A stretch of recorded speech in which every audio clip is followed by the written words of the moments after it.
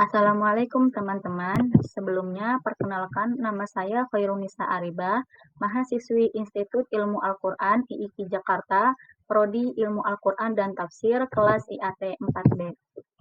Baiklah, pada kesempatan kali ini saya akan membahas tentang kitab Sahih Ibnu Hibban dan Sahih Ibnu Huzaimah untuk memenuhi tugas ujian akhir semester mata kuliah kajian kitab hadis. Pembahasan yang pertama yaitu biografi Ibnu Hibban. Nama lengkap Ibnu Hibban ialah Muhammad bin Hibban bin Ahmad bin Hibban bin Mu'az bin Ma'bad bin Sahib bin Hadiyah bin Murrah bin Sa'ad bin Yazid bin Murrah Zaid bin Abdullah bin Darim bin Hanzalah bin Malik bin Zaid Manat bin Tamim al-Tamimi al-Busti. Ibnu Hibban lahir dari keluarga yang sangat religius. Hal itu menjadikannya seorang muslim yang taat. Beliau juga mendapat bimbingan langsung tentang dasar-dasar agama dari orang tuanya. Oleh karena itu, tak heran jika sejak dini ia mempelajari berbagai kajian Islam seperti fikih, tafsir, akhlak, sejarah, dan hadis. Ibnu Hibban ini bermadhab Syafi'i. Kitab Sahih Ibnu Hibban. Sebelum menjadi kitab yang berjudul Sahih Ibnu Hibban yang dikenal saat ini, judul asli dari kitab ini ialah At-Taqasim wal Anwa. Nama lengkap kitab ini sesuai yang diberi oleh penulisnya, yaitu Al-Mustad As-Sahih ala Taqasim wal Anwa min ghairi wujudi qa'i fis sanad wala jarhin fin naqalah, atau Mustad yang sahih berdasarkan pembagian-pembagian dan jenis-jenis tanpa ada keterputusan dalam sanadnya dan tanpa tetapnya cacat pada orang-orang yang meriwayatkannya. Namun, kitab Sahih Ibnu Hibban saat ini telah terletak dengan judul Sahih Ibnu Hibban bitartib Ibni Balban, yaitu Sahih Ibnu Hibban dengan penataan Ibnu Balban. Nah, di sini ada contoh foto kitab Sahih Ibnu Hibban yang berjumlah 18 jilid dengan tahun terbitnya 1997 dan penerbit Muassasah Ar-Risalah Beirut, Lebanon.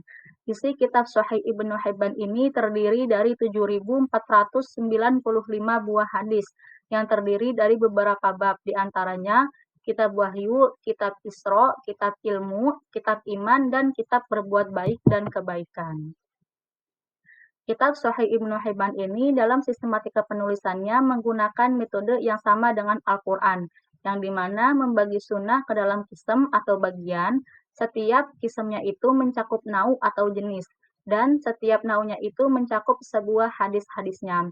Qismnya itu dibagi menjadi 5, di antaranya perintah Allah kepada hambanya sebanyak 110 bab, larangan Allah bagi hambanya sebanyak 110 bab, perintah Allah tentang apa yang perlu diketahui 80 bab, sunnah yang boleh dikerjakan 50 bab, dan perbuatan Nabi yang hanya dikerjakan oleh beliau sebanyak 50 bab. Yang selanjutnya biografi Ibnu Huzaimah. Nama lengkap Ibnu Huzaimah adalah Abu Bakar Muhammad bin Ishaq bin Huzaimah al-Naisaburi yang lahir di Afghanistan, tepatnya Naisaburi pada tahun 223 Hijriah atau 838 Masehi. Huzaimah dikenal sebagai orang yang sangat baik dan dikenal juga sebagai orang yang berani menyebarkan kebenaran, mengkritik dan mengoreksi bahkan penguasa, terutama dalam menyebarkan hadis yang keliru.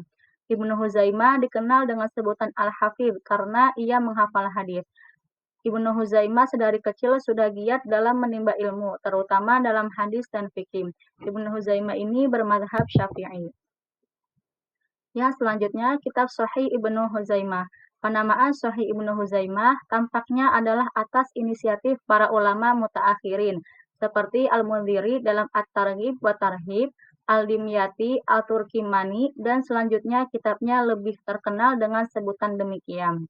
Sementara Ibnu Huzaimah sendiri menamai kitabnya dengan sebutan Mukhtasar al-Mukhtasar min al-Musnad as-Sahih ala Nabi Shallallahu Alaihi Wasallam. Informasi ini didapat dari beberapa ahli ketika menukil hadis yang berasal dari kitabnya yang memakai sebutan Mukhtasar al-Mukhtasar, seperti Al-Baihaqi dalam As-Sunan Al-Kubronya dan Az-Zahabi dalam Syiar Alamnya. Nah, di sini ada contoh foto kitab Sahih Ibnu Huzaimah. koleksi hadis Sahih Ibnu Huzaimah yang manuskripnya berhasil ditemukan dan diterbitkan berjumlah 4 juz atau 4 jilid.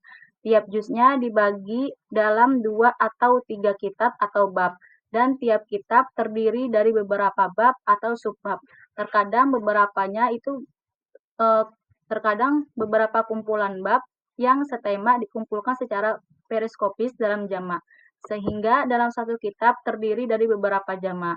Penyusunan kitab Sahih ini berdasarkan bab-bab atau topik-topik yang berkaitan dengan masalah fikih. Tipe penyusunan kitab koleksi hadis macam ini adalah khas tipe musonaf. Metode penomoran dalam satu kitab secara berurutan dan dimulai lagi dari nomor awal untuk kitab yang baru. Namun terkadang juga dilanjutkan.